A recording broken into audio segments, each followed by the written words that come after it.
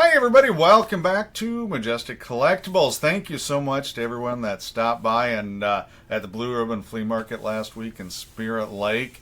Hard to believe it's summer's gone, man. Last flea market of the season already, and it always seems to go so fast. I gotta meet an 8-year-old subscriber to my channel, so that's really cool. I usually don't get to meet many subscribers, and I had no idea that anybody in that age group would find this interesting at all. So that's really awesome and really cool. As you can see, I got my my Charizard shirt on, getting ready tomorrow morning, Saturday morning.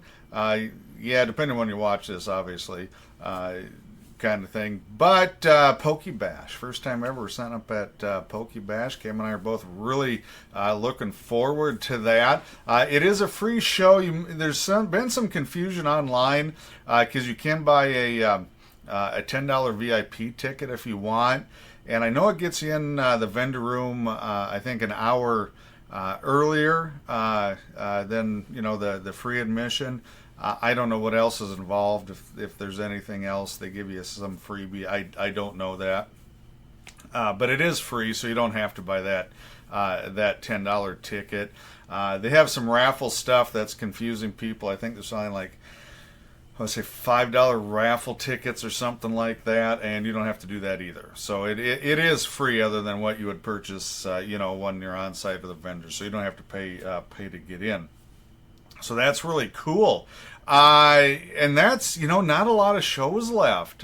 So got the Heartland Comics and Collectible show here in Ankeny. Yay! First time I've ever done a show, I guess, in my hometown ever. Okay. Well, it's not my hometown. It's where I live now. But I've never done a show in the same city that I've lived in. So that's really kind of cool. Stop by and another free show there. You can check the website and stuff. I'll have some stuff up on the shows coming up. Then I've got the QuadCon Merle Hay, end of October, and then I've got November 1st and 2nd is my buying show. That's in Fairmont, Minnesota. And then after that, I've got the G.I. Joe show in the middle of November, and that's it. Then I'm done until next year. I honestly don't have anything scheduled yet for 2026. I'm going to be running, I think, some more of these online auctions. If you check that out or heard me talk about it, I think I'm going to do more of that. It's just physically less demanding, and I can schedule it to suit me, and I don't lose weekends with my family. So that's kind of a neat deal. So I don't know yet how many shows for 2026. I'm guessing it's going to be probably 6 or 7. I did 11 or 12 this year. So about half, a little more than half. So I'm not falling off the face of the earth. But I will be changing up the number of shows I do. Mainly the long distance ones is kind of what it is. I think it's just easier on me to stay closer to home, so I'm going to stay closer to home. That's just all there is to it. So I did pick up some Flea Market Finds when I was up there. I didn't get a lot this time, but I'm going to show it to you now instead of shooting a separate video kind of thing. The first batch here, I got some low-grade Silver and Bronze Age, Sergeant Rock, GI Combat, DC War books. Good reader copies. Condition is, whoops, there we go. Condition is not necessarily fantastic on these, as you'll see. So there's a good, boy, you think I'd have this figured out by now. Really rough, awesome cover though. I love the GI Combat is my favorite. Although I read a lot of Sergeant Rock, without a doubt, I had subscriptions to both. These are all before my time. This is heavily water damaged. I don't know if it's an infamous cover, if you want to call it that, whatever. But it usually sells. But that cover is split down the spine. It's pretty rough. Here's a nice 12-cent Sergeant Rock, and pretty good cover. Joe Kubert, of course. I think on most of these, if not all of them. And these are just sellers. I don't know yet if I'm going to lot them up or, throw some in a dollar box.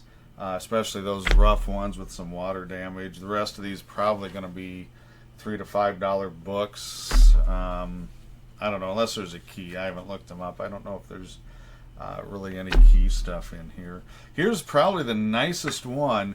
It's got a scrape on the top edge, unfortunately, but overall that's the cleanest book in the batch. Here's probably the best book, at least cover-wise, popularity-wise.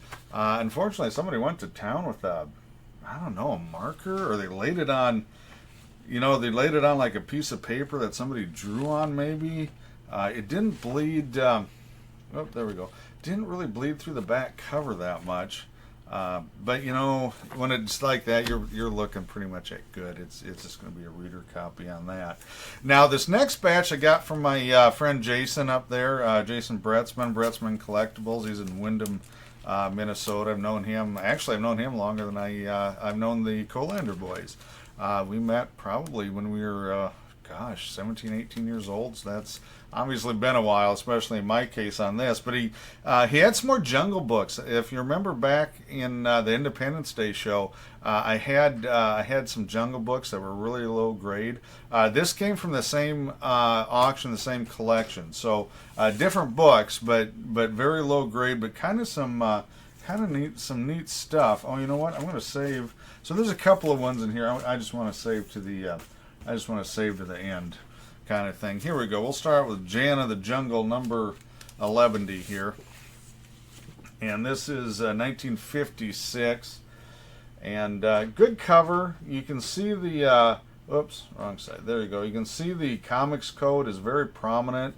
So it's an early code book. They wanted to make sure everybody, mainly the pearl clutchers that were well organized back then, could see that this was, quote unquote, family friendly or kid appropriate.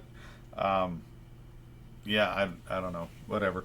But that's why it's a little larger on those earlier ones, because obviously pre-code didn't have any of that. So they wanted to stamp it on there and make sure everybody knew that it was code approved. You can see there's notches on the spines. These were bound somewhere down the line, I'm assuming into a hardcover volume of some sort.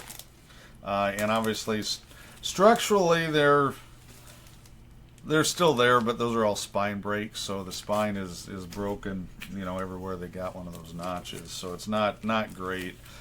Even a really exceptional book, I think, would be VG at the most, and none of these are, you know what I'm saying, none of these are quite that good. That's Jana the Jungle 12, and that actually is a pretty solid book on that one. I just got to be careful. I don't collect these unless there's like a horror sci-fi theme kind of going on with the cover.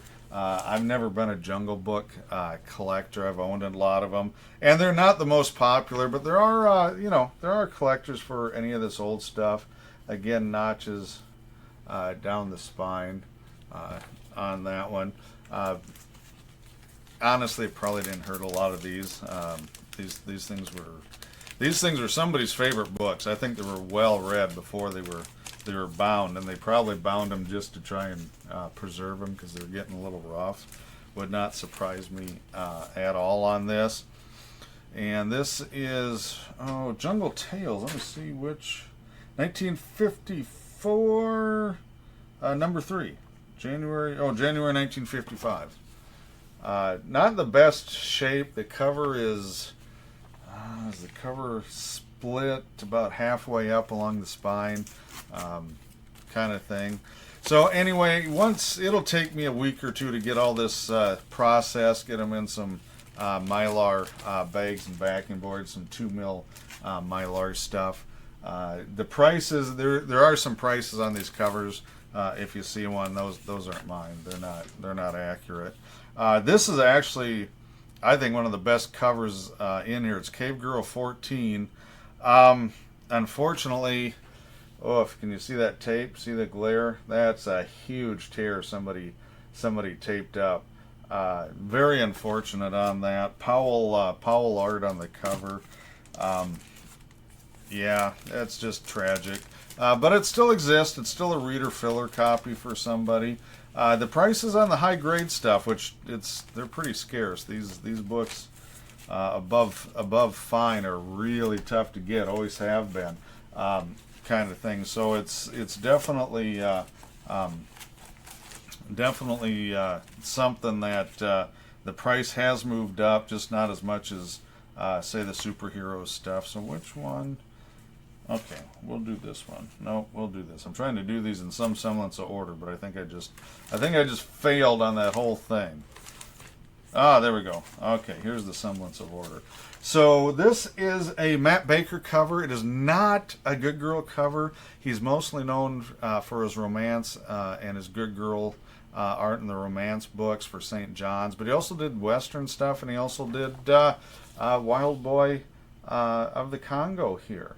It's not a long-running series, 15 issues. This is number 11 and 1954. Again, it's pretty delicate on that. A lot of people honestly would not recognize this as a Matt Baker cover. It's a very high-quality cover. That's not it. It's just that he's so distinctive on his romance books and Good Girl art. And this isn't it. I have a suspicion that part of it is right up there. I think they once the code came in, they kind of toned things down a little bit, kind of deal. This and the facial stuff, you can really see it's Matt Baker. This is April 1955. This is number 14, but I think I'll give you a little closer look. But I think if you look at the faces on the characters, that definitely is Matt Baker. He actually has his name too and signature on this one. It's really hard to see. It's in the rock. You don't see that a lot in his covers. It's usually there. They're just really hard to find. And this is probably his most famous. This is the last issue, Wild Boy 15.